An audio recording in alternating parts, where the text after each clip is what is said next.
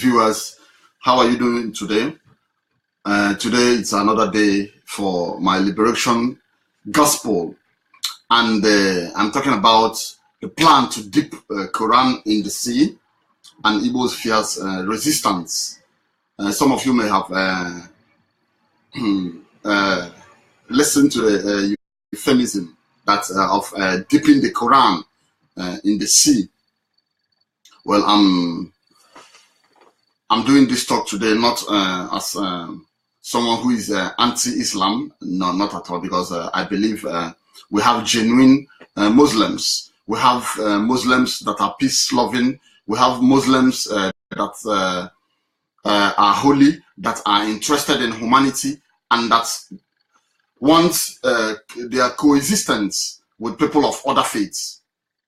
So today, there's issues coming up in the Nigerian country over the direction of the country, and all these things boils down to Islamic fundamentalism.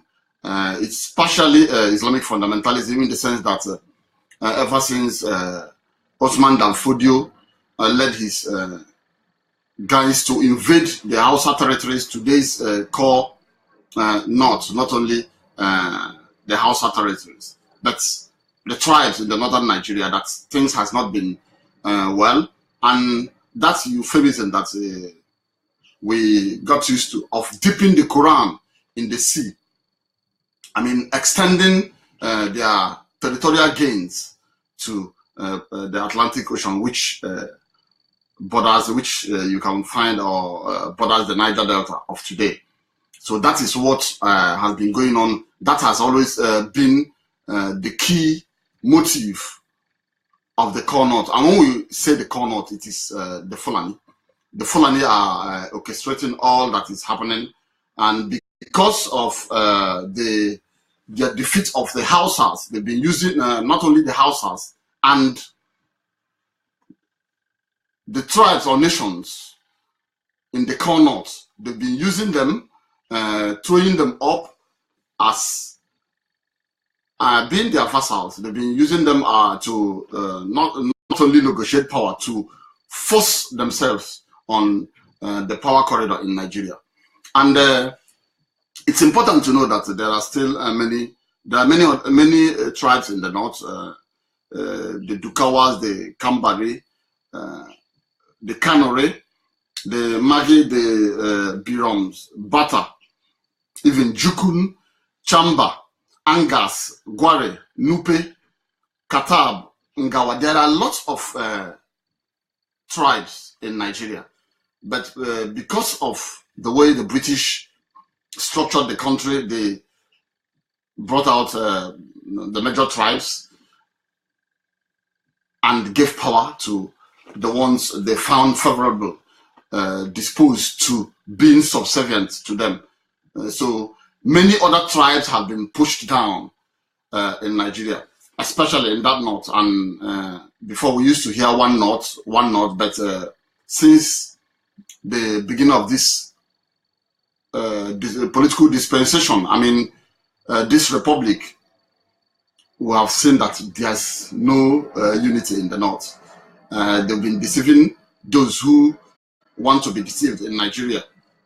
So the plan to dip Quran in the sea and Igbos fierce resistance.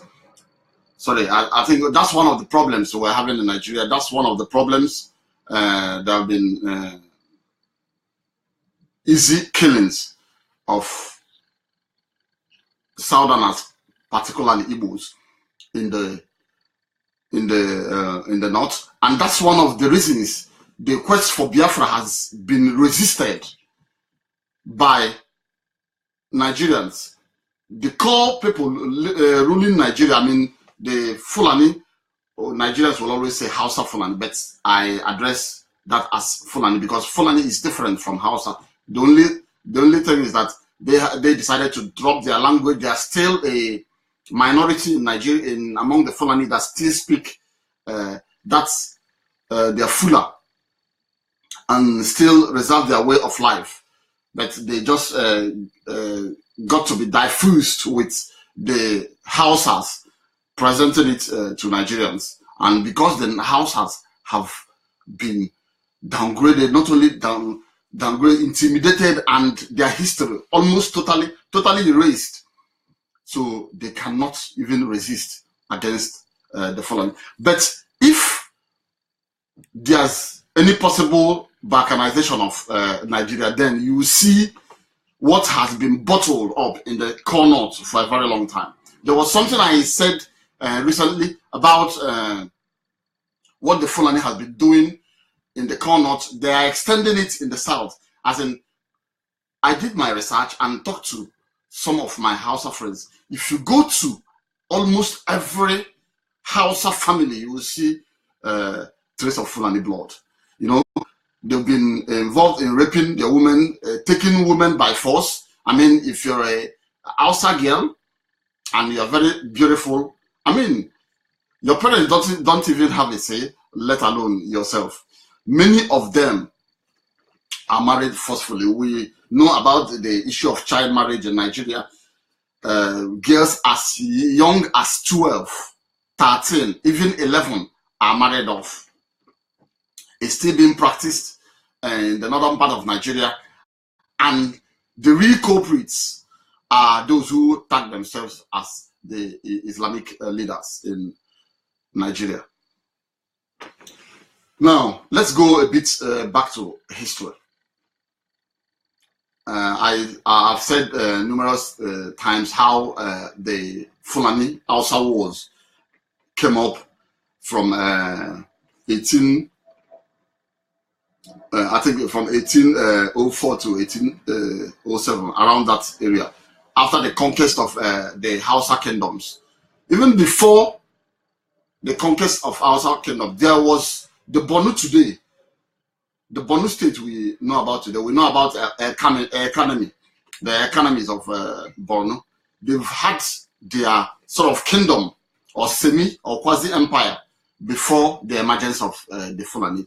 But when the Fulani came and fought the Hausas and defeated the Hausas, they wanted to extend their territorial gains up to today, which by and by later they did that in a very trickish way.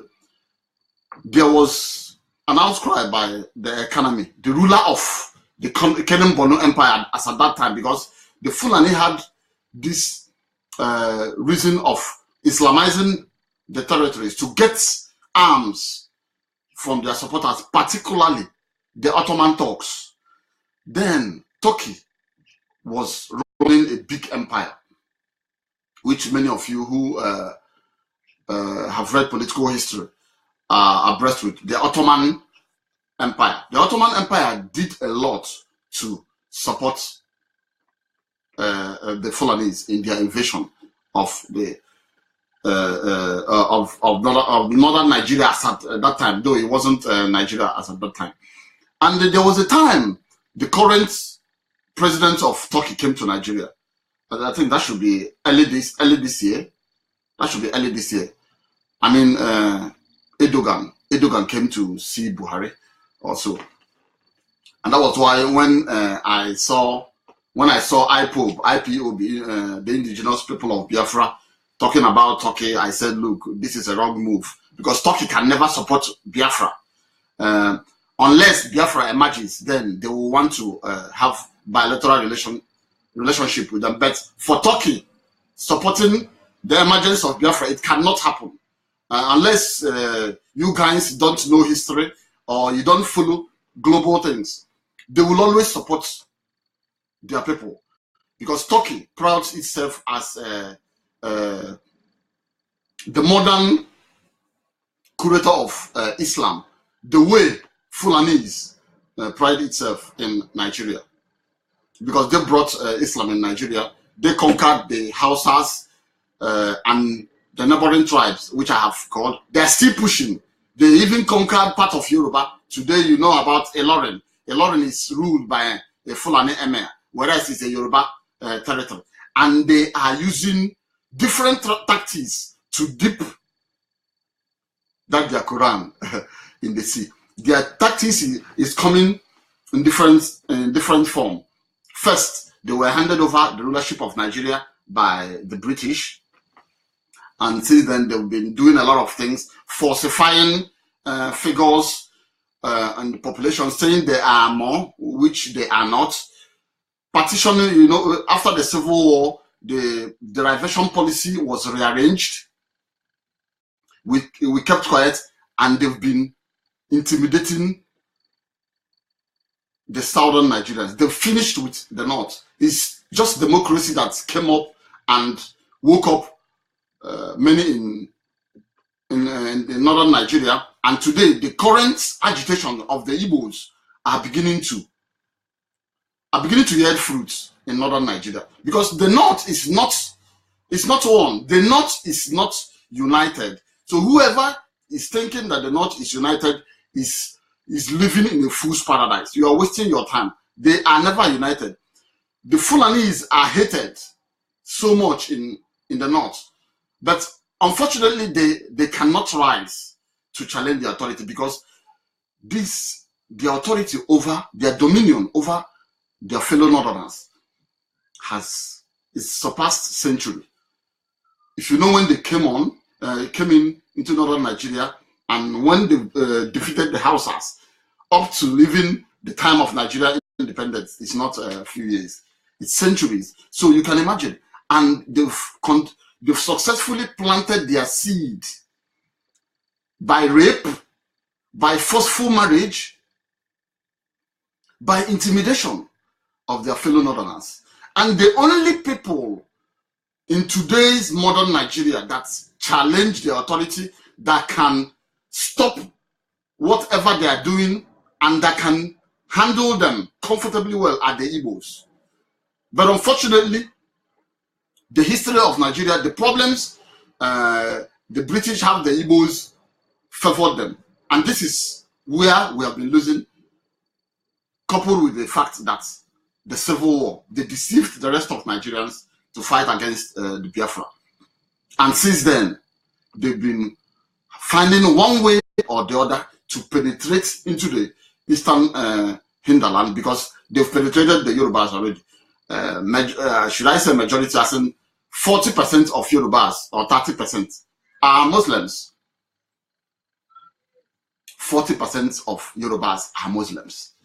Any Igbo man who is a Muslim, you yourself know that the person is looking for something. It is not a religion. It is not the true religion of the children of God. Any Igbo man who says is a Muslim is not serious. We know ourselves. And this is why the issue has been against the Igbos. Whether we like it or not, we are not liked by the Fulani. Anybody who is romancing with the typical Fulani elite, you yourself know that you are eating, you have to use a long spoon. You are eating with the devil, because the elites are very wicked. You just look at what's the issue in northern Nigeria. When you assess the situation in northern Nigeria, then you know the character of the Fulani elite, because they've not allowed the majority of Hausas to go to school. If you go to the core north,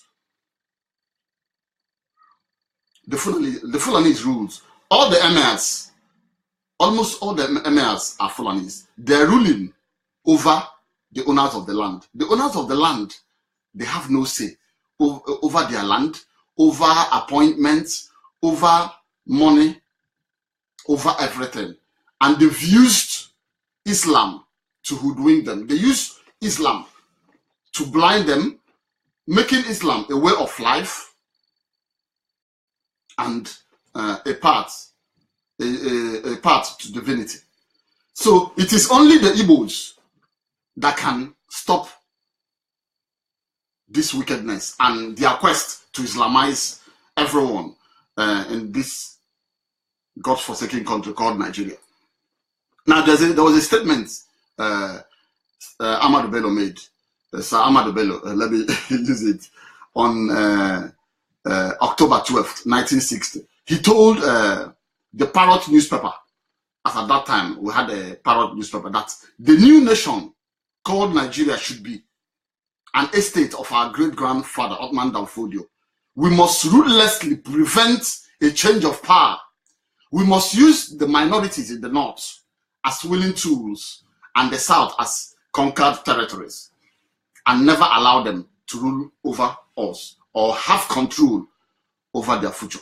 That was Ahmadu Bello in the 1960s. And that game has been on. This game, this agenda, this their motive has been on.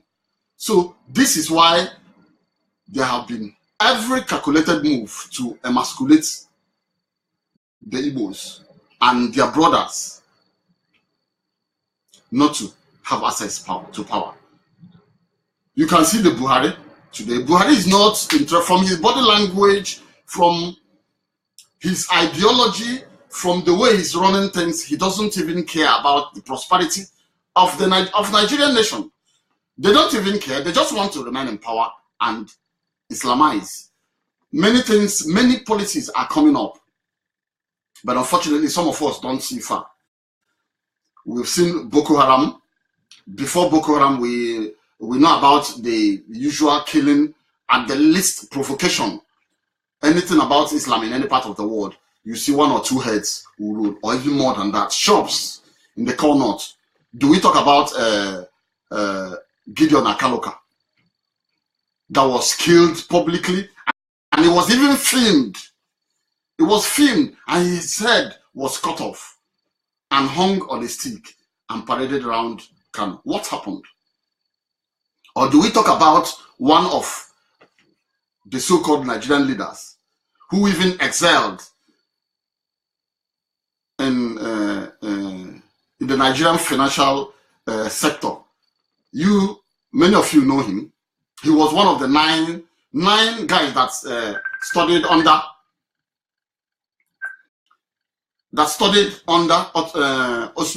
Ottoman bin Laden. That studied under bin Laden and Al-Turabi in Sudan. Today, he is an emir. And he was one of the people that caused very big problem in Kano, killing a lot of people. Are we talking about Maitasina? Or do we talk about the issue of Sharia law? And today we have the case of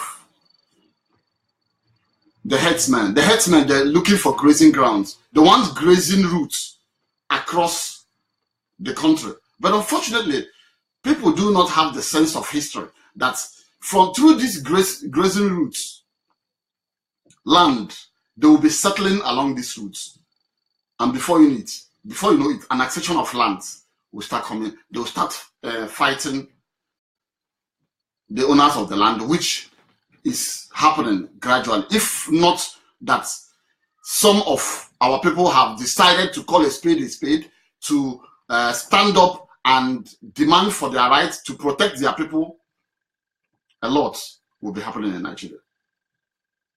So when we talk about the plan to dip the Koran in the sea, we talk about slavery. Slavery has continued to happen in Nigeria, especially in the core north. Many of you need to, who live in the north, will understand with me. Yes, it looks like it's peaceful, but it's not. Most northerners they live in fear. They cannot express themselves. The Fulani dominates there. You are nobody unless you are appointed or anointed by the emir and his officers. And the emir, of course, is Fulani. That is slavery. You see what is happening in Kaduna, southern Kaduna. It's been happening long time. This has been happening a long time. We're talking of Kaduna. Do you know what has been happening in Jukun area, in Taraba State?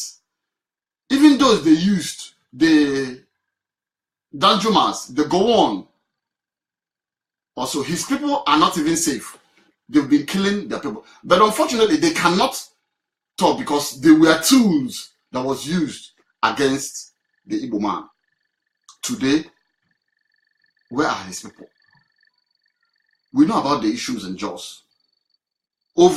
Repeatedly, they've tried to seize Jos. So these people have been witnessing massacres.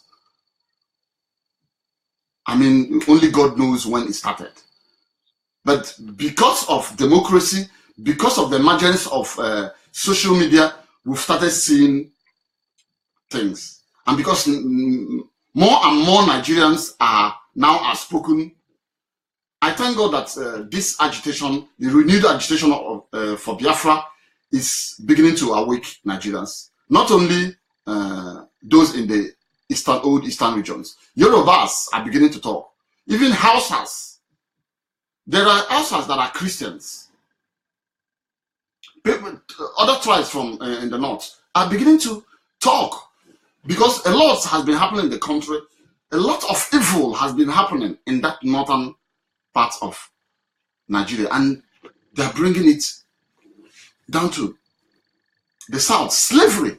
There have been slavery going on there.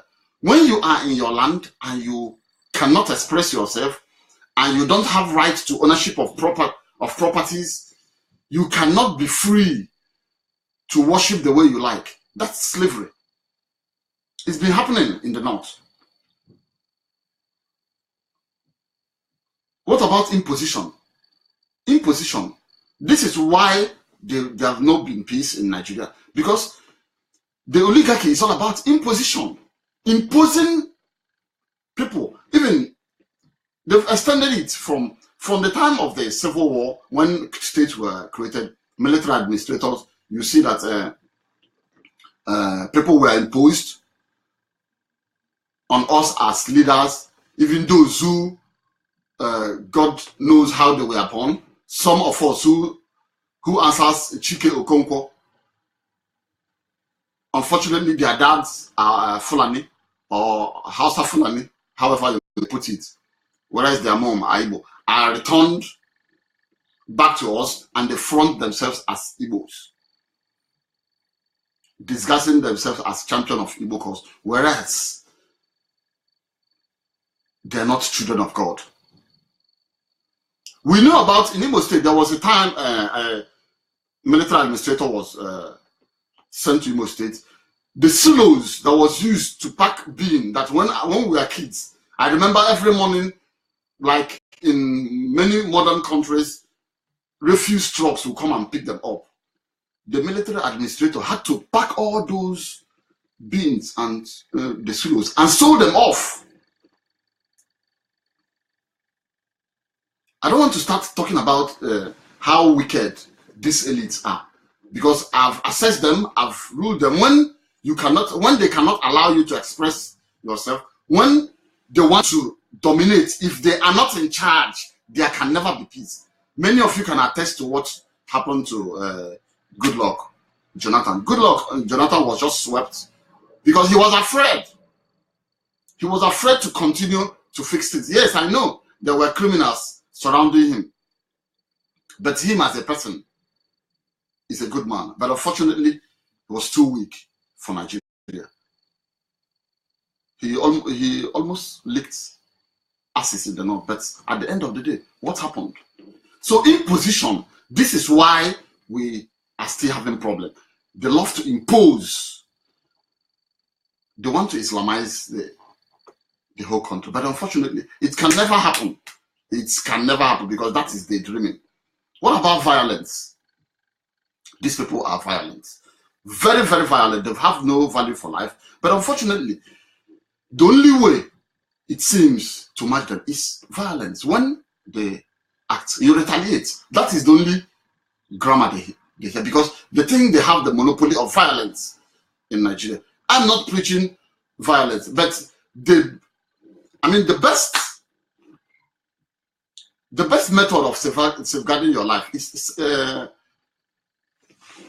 self-defense. You have to defend yourself if you are aware that someone wants to kill you. Of course, you don't have to wait until you get killed. It is only a tree that stands without being moved. despite the fact that it knows that it's going to be cut down. So we must prepare to retaliate.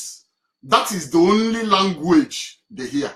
When you retaliate, when you are desperate to get what you want, the way they are desperate to dominate, to impose Islam, to rule over us, whether we like it or not, we must be desperate too to get freedom, even if it means killing who is coming to kill us.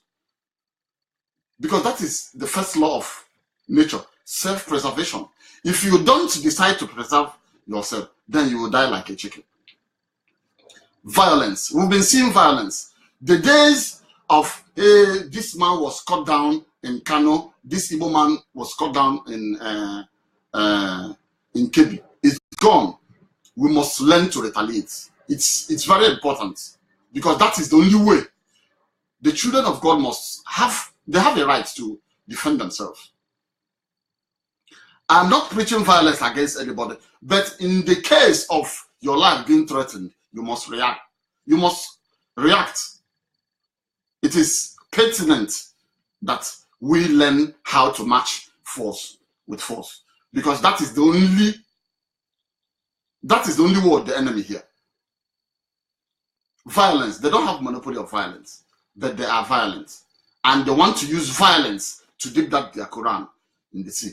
And it behoves on us to equally use violence too to checkmate that, because it can never happen if we don't react and prepare ourselves. The worst is going to happen to our people. Look at if 300 years ago, 200 years ago, Hausas and their neighboring tribes, I mean, they won't know, they won't predict they will be in this situation today.